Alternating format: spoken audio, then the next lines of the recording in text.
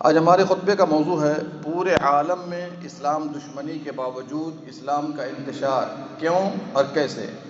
پورے عالم میں اسلام دشمنی کے باوجود اسلام کا انتشار کیوں اور کیسے۔ نحمدہ ونصلی علی رسول الکریم، اما بعد۔ ذرا آپ لوگ غور سے سنیے، بہت جامع خطبہ ہے اسلام کے بارے میں۔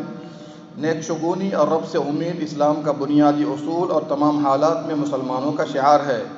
اللہ نے اپنے نبی ابراہیم علیہ السلام کی زبانی فرمایا، وَمَن يَقْنَطُ مِن رَحْمَةِ رَبِّهِ إِلَّا الضَّالُّونَ، اپنے رب کی رحمت سے نا امید تو صرف گمراہ لوگ ہی ہوتے ہیں۔ سورہ حجر آیت نمبر 56۔ نیک شگونی سے قوت ملتی ہے، ہمت پروان چڑھتی ہے، ہر حال میں رب سے امید کامیابی کی رغبت دلا کر روشن مستقبل تعمیر کرتا ہے۔ زمین پر غیر مسلم ممالک میں مسلمانوں کے لیے اندوہناک حالات پیدا ہونے کی وجہ سے نیک شگونی کی ضرورت مزید بڑھ جاتی ہے۔ نیک شگونی اس امت کے رسول محمد صلی اللہ علیہ وسلم کا طریقہ کار تھا، چنانچہ کتنی بار آپ صلی اللہ علیہ وسلم کی نیک شگونی کے سبب زحمت رحمت میں بدلی اور عین مایوسی میں آس پیدا ہوئی۔ بھائیو، مومن کی زندگی میں سب سے بڑی خوشی اور نیک شگونی کا سبب یہ ہوتا ہے کہ رب العالمین کا نازل کردہ دین اسلام پھیلتا پھولتا جائے اور غیر مسلم حلقہ بگوش اسلام ہونے لگے۔ تیزی سے پھیلاؤ اسلام کی امتیازی صفت ہے۔ یہ اسلام کی عظیم خوبی ہے کہ اسلام وہ پودا ہے، کاٹو تو ہرا ہوگا۔ اس پر تاریخ شاہد ہے، چاہے مسلمانوں کی تعداد کتنی ہی کم ہو یا مسلمان جتنی بھی سست ہوں یا دشمنوں کی جانب سے شدید مخالفت ہو، پھر بھی اسلام کی رفتار میں کمی نہیں آتی۔ دوستو، مکے میں اسلام کی ابتدا معمولی لوگوں سے ہوئی تھی۔ انہوں نے قید و بند اور اذیت کی تمام صورتیں برداشت کی، لیکن پھر بھی چند سالوں کے اندر ہی اسلام پورے جزیرۃ العرب میں پھیل گیا اور ایک ایسی نسل سامنے آئی جس نے اسلام کے پیغام کو صحرا، دریا، پہاڑوں اور راہ گزاروں تک پہنچا دیا۔ اسلام کی گونج اور صدا دور تک سنائی دینے لگی، لوگ اسلام میں جوق در جوق داخل ہونے لگے۔ اس کی مثال تاریخ میں کہیں نہیں ملتی۔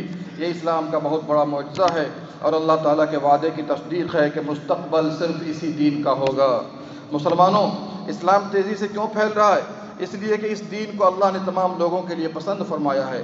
اللہ نے اس کی حفاظت اور اسے پھیلانے کی ذمہ داری خود لی ہے۔ آپ صلی اللہ علیہ وسلم کا فرمان ہے، یہ دین وہاں تک پہنچے گا جہاں تک رات و دن پہنچے ہوئے ہیں۔ اللہ تعالیٰ کسی بھی مٹی یا کپڑے سے بنے رہائش کو اسلام داخل کیے بغیر نہیں چھوڑے گا۔ رواہ الحاکم۔ یہ بھی ذہن میں رہے کہ سروے کے مطابق 2025 میں اسلام تمام ادیان کے مقابلے میں دنیا میں انتشار کے ناحیے سے پہلے نمبر پر آ جائے گا۔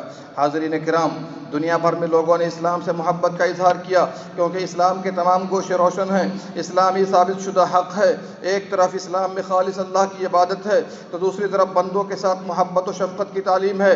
اسلام رنگ و نسل کی بنیاد پر تفریق نہیں کرتا، بلکہ تمام انسان اسلام میں برابر ہیں۔ اللہ کے نزدیک اس کی عزت زیادہ ہے جو اللہ سے زیادہ ڈرنے والا ہو۔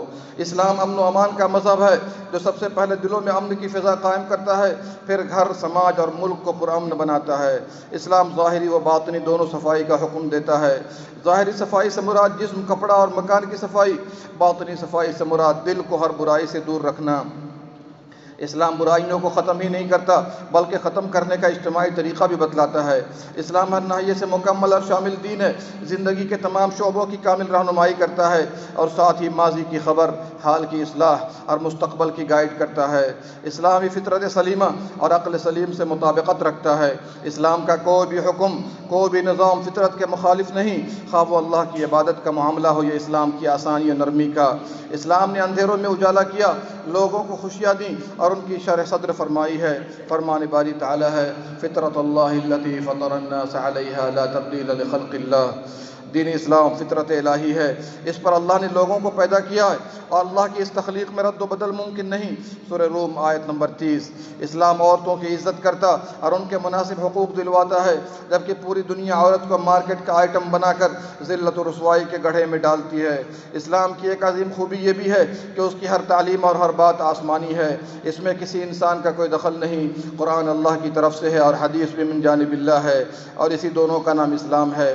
جو کچھ قرآن و سنت سے ملے دین ہے، اور اگر کوئی بات دونوں کے باہر ہو وہ اسلام نہیں۔ پیارے بھائیو، اسلام دشمنی کے باوجود اسلام پھیل رہا ہے کیونکہ اسلام کے ایمانی نظریات دلوں کی خالی جگہوں کو پر کر دیتے ہیں، روحانی بے چینی کو چین بخشتے ہیں، فکری پیاس بجھاتے ہیں، نفس کو اطمینان دے کر اس کی تشنگی ختم کر دیتے ہیں۔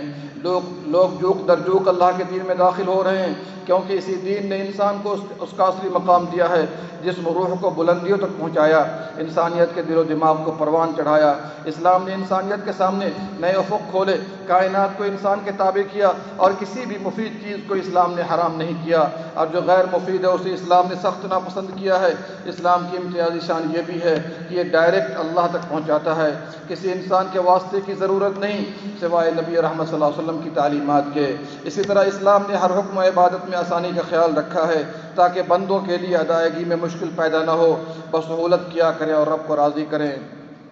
دوستو، مستقبل اسی دین کا ہے، کیونکہ اسلام کی اثر انگیزی ایسی ہے جسے ہم بیان کرنے سے قاصر ہے۔ اس لیے کہ اسلام نے انسانوں کو گناہوں کی ذلت سے نکال کر اطاعت کی عزت میں لا کھڑا کیا، دنیاوی حد بندیوں سے نکال کر ابدی وسعتوں تک پہنچایا، دلوں کو نفرت کے بجائے محبت و شفقت سے بھر دیا۔ شمع محمدی کے پروانوں، اسلام پھیلتا ہی جائے گا، کیونکہ اسلام علم اور اہل علم کو اعلیٰ مقام دیتا ہے، عقل و فکر کی حوصلہ افزائی کرتا ہے۔ یہی وجہ ہے کہ کسی بھی خطے میں اسلام پہنچا تو اس خطوں کو علم کے نور سے منور کر دیا، وہاں علم و عرفان کے دیپ روشن کیے۔ اس طرح سے امت مسلمہ نے انسانی ترقی کے لیے اپنا کردار ادا کیا۔ لوگ اسلام سے خوش و خرم ہوئے، کیونکہ اسلام زندگی کے تمام گوشوں میں اجتماعی عدل قائم کرتا ہے۔ اسلام نے اخوت پر مبنی تعلقات کو مضبوط کیا، باہمی تعاون کی فضا قائم کی۔ اسی کے بارے میں نبی صلی اللہ علیہ وسلم کا فرمان ہے، اگر تم میں سے کوئی اپنے بھائی کی مدد کے لیے اس کے ساتھ چلے تو میری مسجد میں 2 ماہ اعتکاف کرنے سے بہتر ہے، رواہ الحاکم۔ اسلام کی عظیم خوبی یہ بھی ہے کہ اس میں لوگوں کی ہمت افزائی ہوتی ہے تو مجرموں پر سزا نافذ کی جاتی ہے تاکہ برائیاں ختم ہوں۔ اس لیے دین نفس، عقل، مال اور نسب و آبرو کی حفاظت کی ہے۔ دین کی حفاظت کی اور اسلام سے ارتداد کو حرام کیا، نفس کی حفاظت کی اور قتل کو حرام کیا، مال کی حفاظت کی اور چوری و رہزنی کو حرام کیا، عقل کی حفاظت کی اور ہر نشہ اشیاء جو عقل کو ختم کرے یا فطور پیدا کر دے حرام کر دیا، جن میں سگریٹ نوشی، تمباکو وغیرہ شامل ہیں۔ نسب و آبرو کی حفاظت کی اور زنا اور اس کے وسائل کو حرام کیا، نیز زنا کی تہمت لگانے والوں کو کوڑے کی سزا سنائی۔ بھائیو، اسلام کی نشر و اشاعت کی ذمہ داری مسلمانوں پر عائد ہے، ان پر واجب ہے کہ اس دھرتی کے ہر گوشے میں اسلام کی تعلیمات پہنچائیں۔ فرمان باری تعالیٰ ہے، اے رسول، تمہارے رب کی طرف سے جو کچھ تمہاری جانب نازل کیا گیا ہے اس کی تبلیغ کریں۔ سورہ مائدہ آیت نمبر 67۔ مسلمانوں کو اسلام کی نشر و اشاعت کا حکم ہے، نہ کہ اپنے خاص فکر اور فرقے کی۔ اسی طرح مسلمان لوگوں کو اسلام قبول کرنے پر مجبور نہیں کر سکتے۔